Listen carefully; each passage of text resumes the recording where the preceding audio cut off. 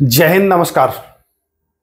UPSI के लिए हम पॉलिटी की सीरीज आपको उपलब्ध करा रहे हैं। उसी क्रम में आज यह 5वां वीडियो है। अगर इससे पहले के 4 वीडियो आपने नहीं देखा है तो जाकर के अवश्य देखें। प्लेलिस्ट बना चुका हूं दोस्तों, वहां आपको सारी चीजें जो है वो मिल जाएंगे, सारे वीडियोस मिल जाएंगे। देखिए, पॉलिटी शुरू करने का मुख्य कारण यह है कि यूपीएसआई यूपी सब इंस्पेक्टर में पॉलिटी के प्रश्न की संख्या लगभग 18 से 20 आपको रहता है ना। 40 प्रश्न में आपको 18 से 20 पॉलिटी रहता है। तो ये रोल निभाता है, अहम रोल निभाता है, और इसको कवर करना इजी होता है अगर आप बेहतरीन तरीके से सही ढंग से पढ़ोगे तब। तो चलिए शुरू करते हैं आज का सवाल। और इसमें कुछ प्रश्न जो होंगे वो प्रीवियस ईयर के होंगे, क्योंकि मैं प्रीवियस ईयर को मद्देनजर रख के ही काम कर रहा हूं, है ना। आप जानते हैं कि प्रीवियस ईयर का क्या रोल होता है, अच्छे से समझते हैं बारीकी से। आइए शुरू करते हैं। देखिए पहला सवाल क्या है। पहला सवाल कह रहा है, क्या कह रहा है भैया, भारतीय संविधान का कौन सा अनुच्छेद राष्ट्रपति को संसद के अवकाश के दौरान अध्यादेश जारी करने का अधिकार प्रदान करता है। देखिए, ऑर्डिनेंस संबंधित है। यह राष्ट्रपति को ऑर्डिनेंस के का जो पावर है, अध्यादेश का जो पावर है, वह किस अनुच्छेद के तहत प्राप्त है, जरा सा जानिए। राष्ट्रपति को जो अध्यादेश की शक्ति प्राप्त है ना, वह अनुच्छेद आपका 123 के तहत प्राप्त है राष्ट्रपति को। अगर यही पूछता है राज्यपाल को, तो राज्यपाल को प्राप्त है अनुच्छेद 213 के तहत। ये 213 के तहत किसको प्राप्त है, तो 213 के तहत बताएंगे राज्यपाल को प्राप्त है। यहां पर एक चीज मैं और बताना चाहूंगा, इसका जो सही आंसर हो जाएगा वो हो जाएगा 123। राज्यपाल तो आप जान गए कि भैया राज्यपाल सर 213, राष्ट्रपति भी जान गए कि राष्ट्रपति जो है वह 123। लेकिन क्या आपने कभी सोचा है कि भाई केंद्र शासित प्रदेश जो होता है, वहां भी तो प्रशासक जारी कर सकते हैं, प्रशासक वहां भी जारी कर सकते हैं। यहाँ उपराज्यपाल भी होते हैं वहां, है ना। क्या होते हैं वहां, उपराज्यपाल होते हैं, उपराज्यपाल भी वहां होते हैं। तो उपराज्यपाल भी तो जारी कर सकते हैं। और क्या इनके लिए भी कोई अनुच्छेद है, तो बहुत इंपॉर्टेंट पॉइंट मैं बता रहा हूं। इनके लिए जो अनुच्छेद है वह अनुच्छेद है 239 ख। इनका जो अनुच्छेद है, याद रखिएगा, 239 ख। और ये बहुत ज्यादा महत्वपूर्ण हो जाता है आपके एग्जाम के दृष्टिकोण से, है ना। ये पॉइंट नोट कर लीजिएगा, ये पॉइंट आपको नोट कर लेना है। उपराज्यपाल 239 ख, राज्यपाल 213 और राष्ट्रपति 123। अब आते हैं कि भाई अनुच्छेद 112 में क्या है। तो 112 में है, देखिएगा, 112 में है वार्षिक वित्तीय विवरण, जिसको आप बजट के भी नाम से जानते हैं। जिसको आप किस नाम से जानते हैं, जिसको आप बजट के भी नाम से जानते हैं। ये है 112 अनुच्छेद में वार्षिक वित्तीय विवरण। क्लियर है।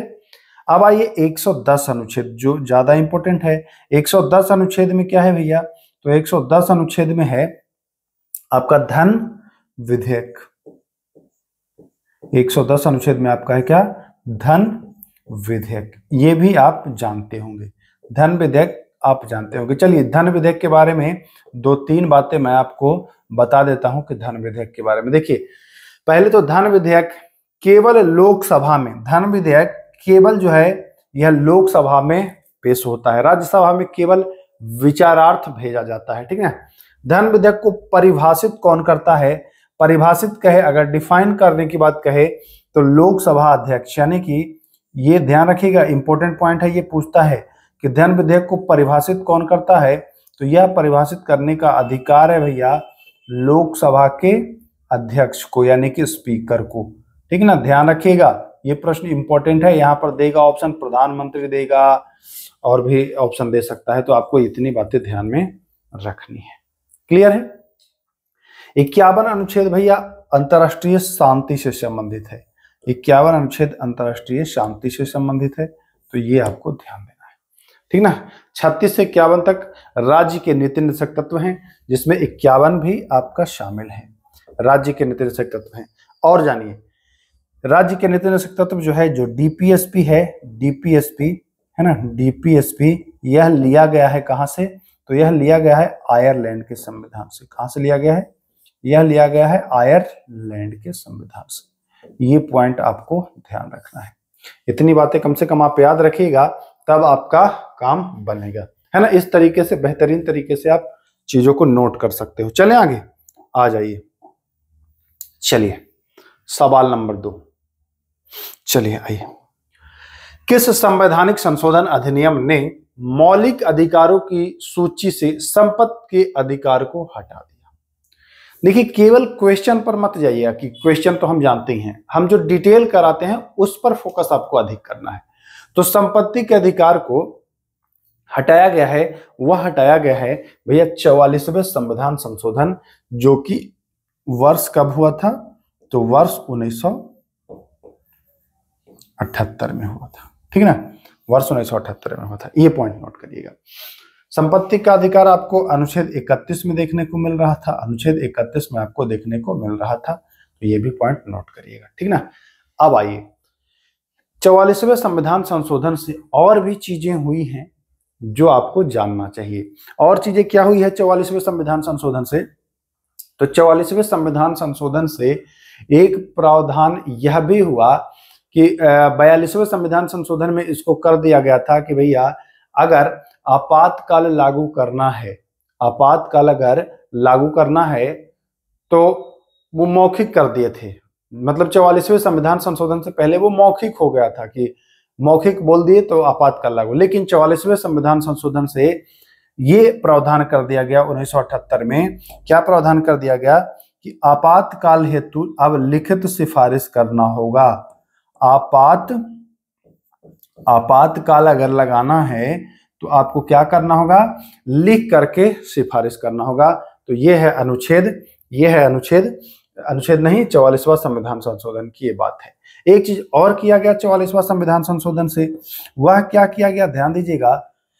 वह किया गया कि जो लोकसभा का कार्यकाल 6 वर्ष कर दिया गया था 42वें संविधान संशोधन में, जो लोकसभा का कार्यकाल जो 6 वर्ष था, किसका कार्यकाल था? लोकसभा का। ये पूछता है कि लोकसभा का कार्यकाल 6 वर्ष से 5 वर्ष लोकसभा का, है ना, 6 वर्ष था लोकसभा का कार्यकाल, इसको कर दिया गया कितना वर्ष? तो इसको कर दिया गया था 5 वर्ष किया गया, घटा करके। इसको कितना वर्ष किया गया? तो इसको 5 वर्ष किया गया, ठीक ना। एक चीज और इससे जोड़ा गया, क्या जोड़ा गया? ध्यान दीजिएगा, नोट करिएगा इसको। हाँ, एक चीज और जोड़ा गया इससे कि अनुच्छेद 20 और अनुच्छेद 21 ये आपातकाल के दौरान मौजूद रहेंगे, निलंबित नहीं होंगे, ये निलंबित नहीं होगा। ये सारे प्रावधान जो है यह 1978 में ही किया गया, जो बताया गया कि आपातकाल के समय ये 20 और 21 अनुच्छेद समाप्त नहीं होगा। 6 वर्ष से लोकसभा का कार्यकाल घटा दिया गया, वापस 5 वर्ष कर दिया गया, है ना। और लिखित प्रावधान कर दिया गया कि भैया आप लिखित दीजिएगा तभी आपातकाल लगेगा, ठीक। इतनी बातें क्लियर है। आइए, 52वां संविधान संशोधन कब हुआ था? तो 52वां संविधान संशोधन हुआ था 1985 में। ये किससे संबंधित है? तो ये जो संबंधित है यह दल बदल कानून से संबंधित है। किससे है भैया? तो यह दल बदल विरोधी कानून, है ना, दल बदल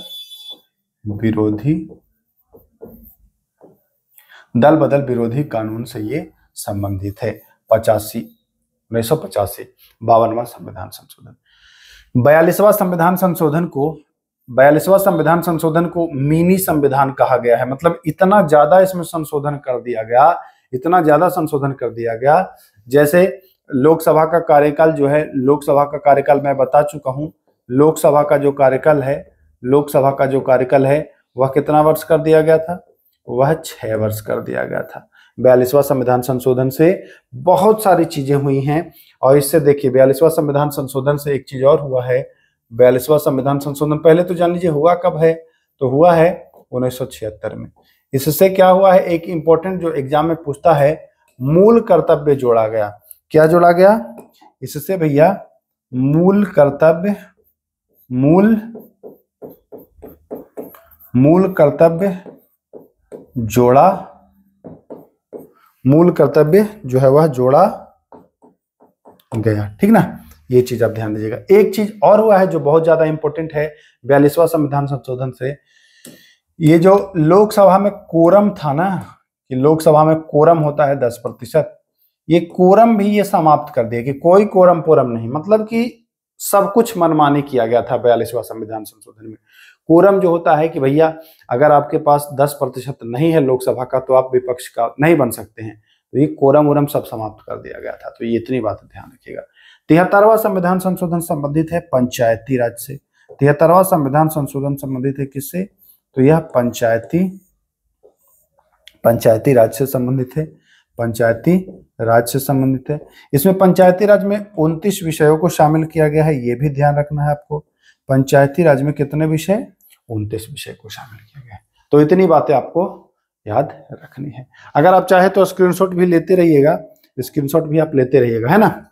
चलें आगे, आ जाइए। हाँ चलते हैं। भारतीय संविधान के निम्नलिखित में से किस अनुच्छेद में चुनाव आयोग के संबंध का प्रावधान है? चुनाव आयोग बहुत इजी है। चुनाव आयोग जो है, ये देखिए, ये पूछ रहा है ना चुनाव आयोग। यहां पर ध्यान दीजिएगा, बहुत इंपॉर्टेंट पॉइंट बताऊंगा। चुनाव आयोग जो है वह अनुच्छेद 324 में है। चुनाव आयोग किस में है? अनुच्छेद 324 में। लेकिन अगर राज्यों के लिए पूछता है, अगर पूछता है कि भैया राज्य चुनाव आयोग, राज्य चुनाव आयोग अगर पूछता है कि राज्यों के लिए एक चुनाव आयोग भैया किस अनुच्छेद में है, जो कि पंचायती राज वाला जो होता है चुनाव, वो कौन कराता है? तो वो राज्य ही कराता है। तो राज्यों के लिए एक चुनाव आयोग होगा, ऐसा किस अनुच्छेद में है? तो 243 के में इस बात का उल्लेख है कि राज्यों के लिए एक चुनाव आयोग होगा। ठीक, आप ध्यान दीजिए। 315 में क्या है भाई? 315 में ध्यान दीजिएगा, संघ व राज्यों के लिए, संघ व राज्यों हेतु लोक सेवा आयोग, है ना। एक लोक सेवा क्या होगा? आयोग होगा। ध्यान दीजिएगा, जैसे पूछेगा भाई यूपीपीसीएस की आप तैयारी कर रहे हो तो पूछेगा ना कि किस अनुच्छेद के तहत यह प्रावधान है भैया कि यूपीपीसीएस होगा, या यूपीएससी के अनुच्छेद के तहत है, तो ये भी बात आपको ध्यान में रखना है। ये इंपॉर्टेंट पॉइंट थे, इसलिए हमने इसको दोनों को बताया। चलिए आइए तो आगे,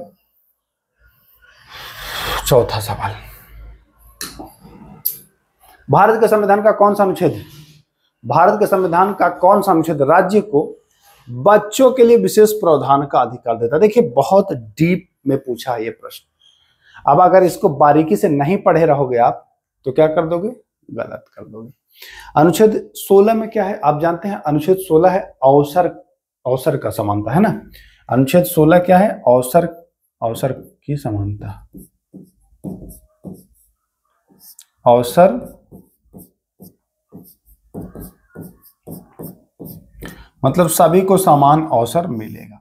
तो आपसे अवसर की समानता पूछ नहीं रहा है।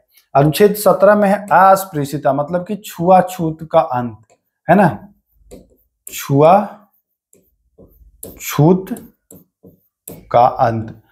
पहले क्या होता था कि लोग छुआछूत वाला व्यवहार करते थे कि भाई तुम छोटी जाति के हो, तुम मत छूना मत। ये इसका अंत कर दिया गया। किससे कर दिया गया? अनुच्छेद 17 से। 16 में क्या है? अवसर की समानता, सबको अवसर मिलेगा भैया, नौकरी में सबको अवसर मिलेगा। 14 में है समता का अधिकार। देखिए 14 से 18 तक आप पढ़ेंगे तो राज्य के लिए है या फिर केंद्र के लिए भी है कि सबके साथ एक समान व्यवहार करेगा। उसी में 15 जब आप पढ़ते हो तो 15 के 3 में आता है, 15 का जो 3 अनुच्छेद है इसमें आता है, क्या आता है ध्यान समझिएगा। 15 का जो 3 अनुच्छेद है ये कहता है कि राज्य को किसको? राज्य को, अब राज्य मतलब आप राज्य मत समझ लिया कि बिहार उत्तर प्रदेश।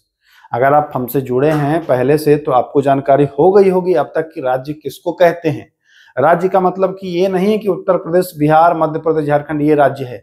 राज्य में वो सारी संस्थाएं आती हैं। आप अनुच्छेद 12 का अवलोकन करोगे तो आपको राज्य की परिभाषा प्राप्त होगी। राज्य की परिभाषा उसमें लिखा हुआ है, तो वो राज्य होता है, वो समझिएगा। राज्य को ऐसे प्रावधान बनाने से नहीं रोका गया है जिसमें महिलाओं और बच्चों को विशेष मतलब छूट वो दे सके, है ना। ऐसा 15(3) अनुच्छेद कहता है, तो वही अनुच्छेद 15(3) में है। क्लियर है? कोई दिक्कत किसी प्रकार की? नहीं सर, कोई दिक्कत नहीं।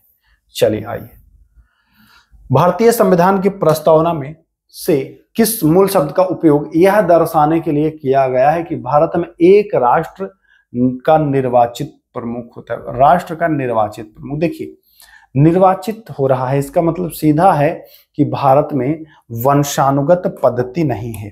भारत में क्या नहीं है? तो भारत में वंशानुगत है ना। भारत में वंशानुगत नहीं है। वंशानुगत का मतलब कि राजा का बेटा राजा बन जा रहा था, पहले होता था ना। जैसे देखिए अकबर का बेटा राजा, उसका बेटा राजा, उसका बेटा, तो ऐसे राजा पर राजा, राजा पर राजा बन रहे थे, लेकिन वो वंशानुगत था। अब क्या है? वंशानुगत नहीं है। यानी कि क्या है? भारत एक गणराज्य है। भारत क्या है भैया? एक गणराज्य है। प्रस्तावना की बात आई है तो प्रस्तावना से संबंधित पूछता है प्रश्न कि भैया जो प्रस्तावना है इसमें संशोधन कितनी दफा हुआ है? तो प्रस्तावना में संशोधन 42वां संविधान संशोधन जो अभी पढ़ा रहा था मैं, 42वां संविधान संशोधन 1976 में केवल और केवल एक बार हुआ है। ठीक है ना। इसमें समाजवादी क्या जोड़ा गया? समाजवादी, अखंडता और पंथ निरपेक्ष या धर्मनिरपेक्ष, ये 3 चीज जोड़े गए। समाजवादी, अखंडता, पंथ निरपेक्ष या धर्मनिरपेक्ष, इतनी बातें जोड़ी गई हैं प्रस्तावना में, है ना। तो यहां तक आपको चलिए, किसने अनुशंसा की थी कि अधिकारों को न्याय और अन्याय 2 श्रेणी में बांटना चाहिए, जिसे संविधान मसौदा समिति ने स्वीकार भी कर लिया है। तो संविधान सभा के एक कानूनी सलाहकार थे, नाम तो सुना ही होगा, BN राव। संविधान सभा के कानूनी सलाहकार ये क्या थे? नाम याद रखिएगा, पूछता है कि कानूनी सलाहकार कौन थे, तो भैया ये कानूनी सलाहकार थे, याद रखिएगा। ये क्या थे? कानूनी सलाहकार थे। कानूनी सलाहकार पूछता है ये प्रश्न, मैं जो भी नोट करा रहा हूं वो नोट करिएगा। कानूनी सलाहकार थे। इन्होंने ही कहा था कि भैया न्याय और अन्याय 2 भागों में बांटना चाहिए। BN राव। क्लियर? चलिए आइए, थोड़ा टाइम टेकिंग हो रहा है वीडियो, लेकिन जानकारी आपको मैं दे रहा हूं, तो टाइम थोड़ा सा खर्च करेंगे तो चीजें आपको आसानी से मिलेंगी। भारतीय संविधान का कौन सा अनुच्छेद प्रत्येक उच्च न्यायालय को अपने क्षेत्र के भीतर सभी न्यायालयों पर अधीक्षण की शक्ति देता है? उच्च न्यायालय की बात की जा रही है, यानी कि हाई कोर्ट की बात की जा रही है।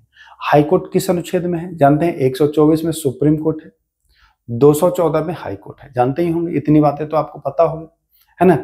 लेकिन पूछ रहा है आपसे कि उच्च न्यायालय को अपने क्षेत्र के भीतर, मतलब कि जैसे ध्यान समझिएगा, जैसे ये उत्तर प्रदेश है, क्या है? उत्तर प्रदेश है।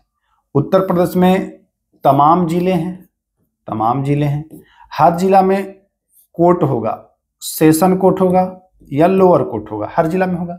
तो जो उत्तर प्रदेश का जो हाई कोर्ट है, जो इलाहाबाद हाई कोर्ट है, प्रयागराज हाई कोर्ट है, उसका सभी न्यायालयों पर अधीक्षण की शक्ति होगा। और किस अनुच्छेद में है यह प्रावधान? तो यह है अनुच्छेद 227। इंपॉर्टेंट है, पूछा गया है ये प्रश्न सभी राज्यों के एग्जाम में लगभग पूछा जाता है, नोट कर लीजिएगा। 227। 226 में क्या है? आप जानते हैं कि अगर आपके मौलिक अधिकार या, ध्यान समझिएगा, अगर आपके मौलिक अधिकार या कानूनी अधिकार का उल्लंघन होता है तो 226 अनुच्छेद के तहत आप हाई कोर्ट की शरण में जा सकते हो। ठीक ना। 32 अनुच्छेद में सुप्रीम कोर्ट जा सकते हो, लेकिन केवल मौलिक अधिकारों का हनन होने पर। ठीक है ना, वहां रीट जारी होगा 5 प्रकार का, केवल मौलिक अधिकार, कानूनी अधिकार में नहीं वहां होता है, तो ध्यान रखिएगा। अनुच्छेद 226 आप जान गए। अनुच्छेद 231 जान लीजिए। अनुच्छेद 231 देखिए, जो लिखा है उसी को खाली पढ़िए, आपको आ जाएगा। 2 है ना, या 3 है, मतलब 2 से अधिक है, तो समझिएगा 2 या 2 से अधिक राज्यों के लिए एक उच्च न्यायालय है।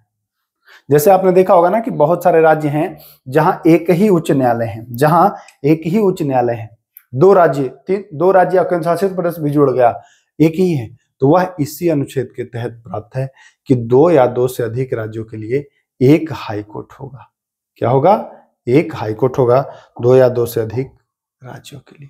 ठीक ना, ध्यान दीजिएगा। अब बच गया कौन सा? 227 बता दिया, 223 बच गया। 223 क्या है भैया? ध्यान समझिएगा।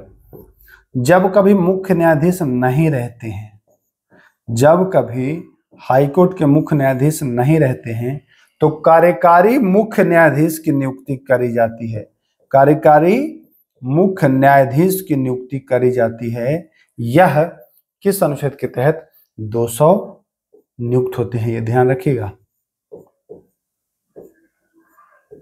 है ना। इनकी नियुक्ति की जाती है, नियुक्त। चले आगे, इतना हो गया। अरे भाई क्या कर रहे हो? आइए, किसी राज्य का महाधिवक्ता किसके प्रसाद पर्यंत पद पर रहता है? महाधिवक्ता, आप जानते हो महाधिवक्ता भारतीय संविधान के किस अनुच्छेद में है? नहीं जानते हैं? नहीं जानते हैं तो जान लीजिए। संविधान का अनुच्छेद 165 कहता है कि राज्य का एक महाधिवक्ता होगा। ठीक ना, ये एक बात जान लीजिए। महाधिवक्ता जो होता है ना, यह राज्यपाल के प्रसाद पर्यंत होता है, ऐसा माना जाएगा। क्यों माना जाएगा? क्योंकि महाधिवक्ता को हटाने के लिए के प्रावधान का वर्णन संविधान में नहीं किया गया है कि इनको कैसे हटाया जाएगा। इसका मतलब क्या है कि राज्यपाल इनको नियुक्त करते हैं, तो राज्यपाल इनको चाहे कभी भी हटा सकते हैं। तो राज्यपाल के प्रसाद पर्यंत ये बने रहेंगे। किसके प्रसाद पर्यंत बने रहेंगे? महाधिवक्ता जो होंगे वह राज्यपाल के प्रसाद पर्यंत बने रहेंगे। भारत के राष्ट्रपति की अगर बात करते हैं तो वो अनुच्छेद 52 में आपका उल्लेख है ना। इतनी बातें आपको ध्यान रखना। चलिए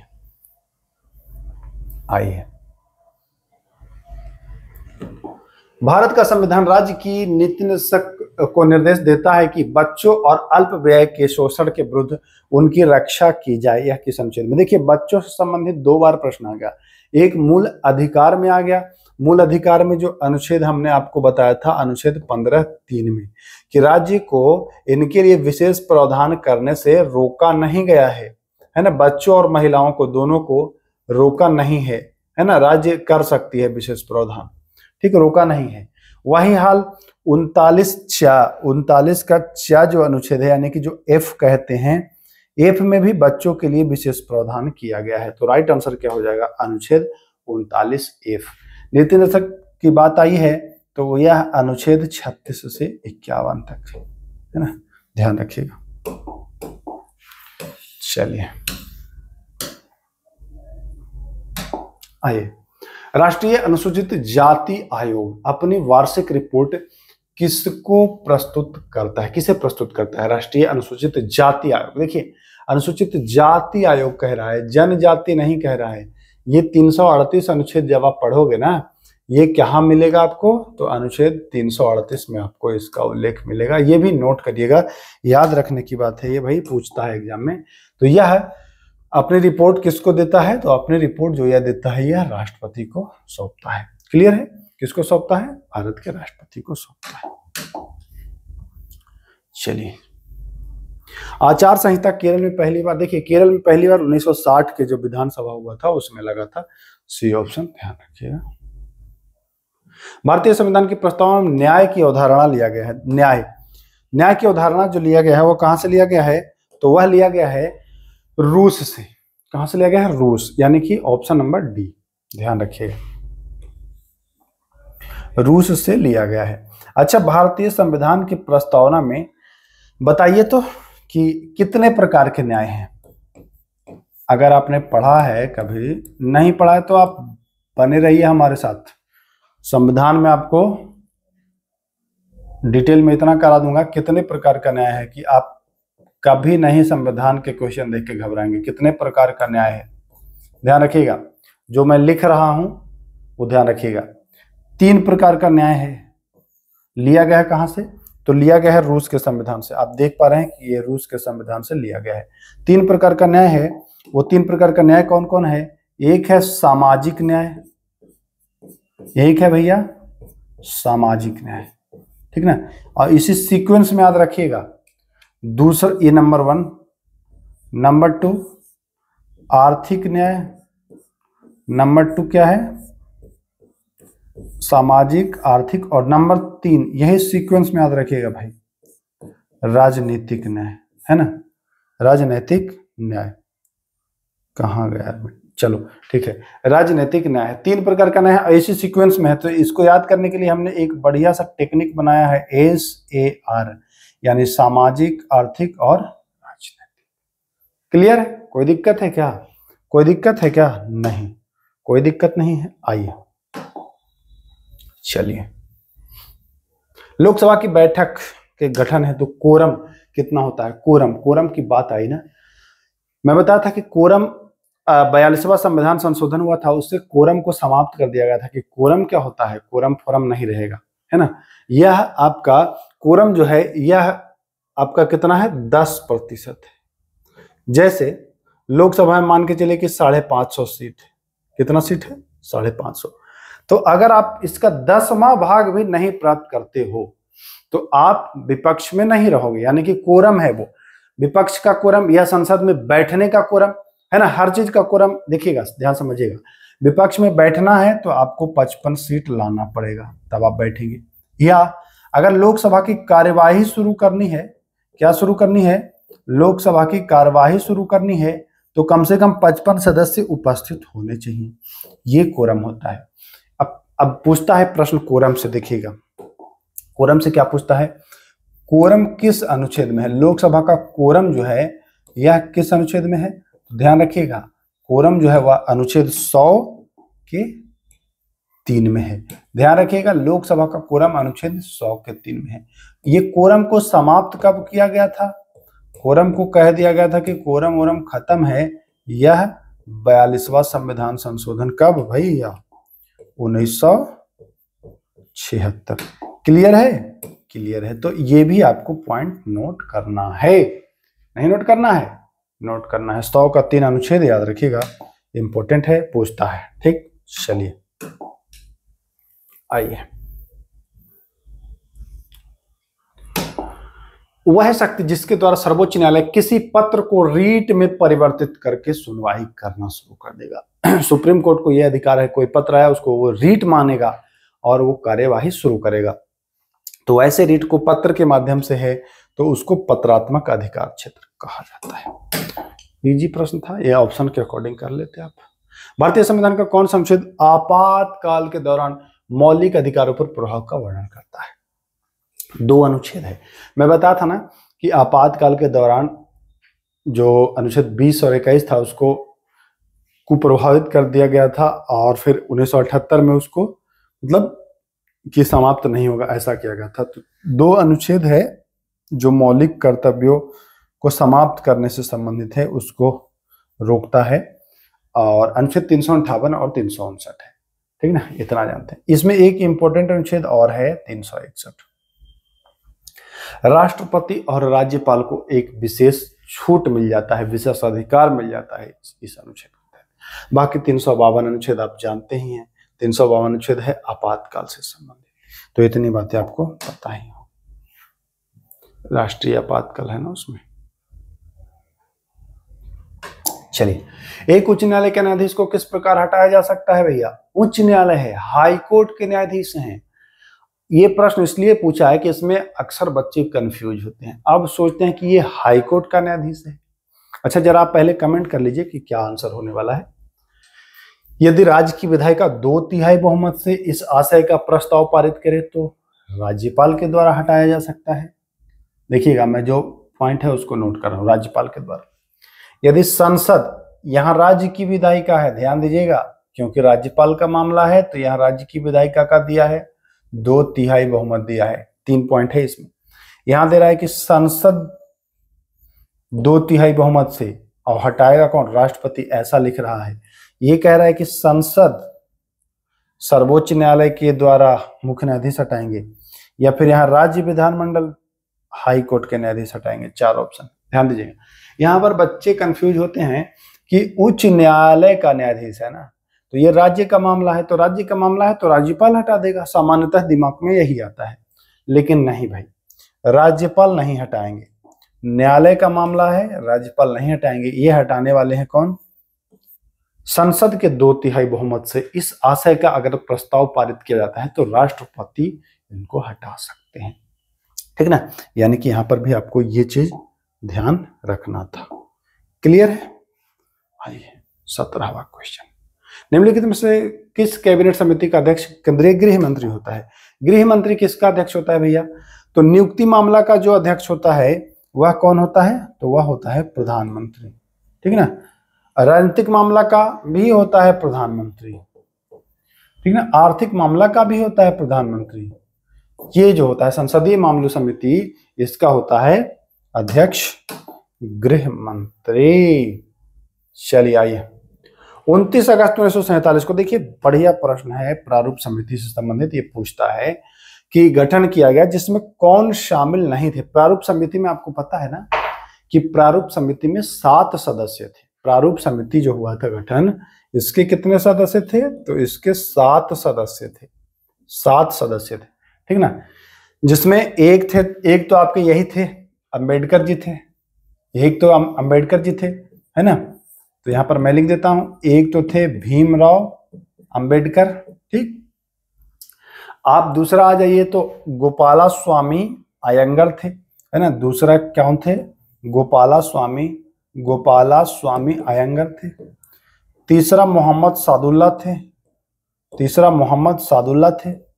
चौथा थे वीटी कृष्णामाचारी, कौन थे, कृष्णामाचारी।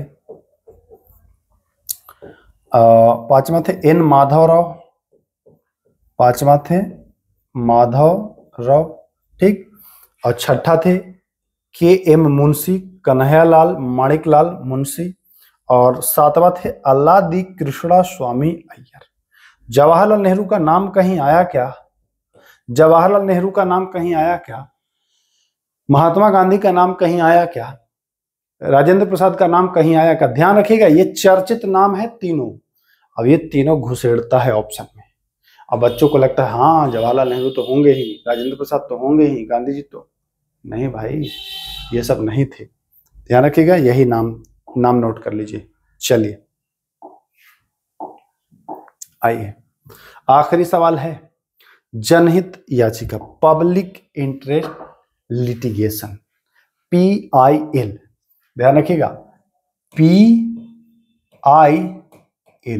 पब्लिक इंटरेस्ट लिटिगेशन, ठीक ना। ये किस देश से उत्पन्न हुई है, तो यह जो उत्पन्न हुआ है, यह हुआ है अमेरिकी गणराज्य। ये लगभग 1960 के दशक में यहां शुरू हुआ है। भारत में अगर बात करते हैं कि PIL की शुरुआत कब हुई है भैया, तो भारत में जो PIL की शुरुआत हुई है यह 80 के दशक में, 1980 वाला जो दशक था इसी में शुरू हुआ था, है ना। इनमें एक चर्चित नाम आता है, बहुत इंपॉर्टेंट है, पूछता है कि भारत में PIL का जो प्रवर्तक हैं, कौन है, जो प्रवर्तक वो कौन है, तो वह है PN भगवती। इंपॉर्टेंट है भाई, जस्टिस PN भगवती, है ना, जस्टिस PN भगवती। ध्यान रखिएगा, ये पॉइंट नोट कर लीजिए। PN भगवती जो हैं यह भारत में PIL के प्रवर्तक माने जाते हैं, और ये प्रश्न पूछा गया है बहुतों बार, ठीक ना। तो इतनी ही बातें थी जो आज के हमने इस 19 क्वेश्चन में किया। ये 19 क्वेश्चन से आप लगभग 50 से 60 क्वेश्चन किए होंगे, है ना। हर क्वेश्चन में हमने 2-3 प्रश्न आपको ऐड किया है। तो अगर आप इसी तरीके से बेहतरीन तरीके से पॉलिटी कवर करना चाहते हैं तो बने रहिएगा, प्लेलिस्ट बना हुआ है, जाकर के वीडियोस को देखें और नोट्स तैयार अवश्य करें। तो चलिए फिर मिलते हैं, तब तक के लिए नमस्कार।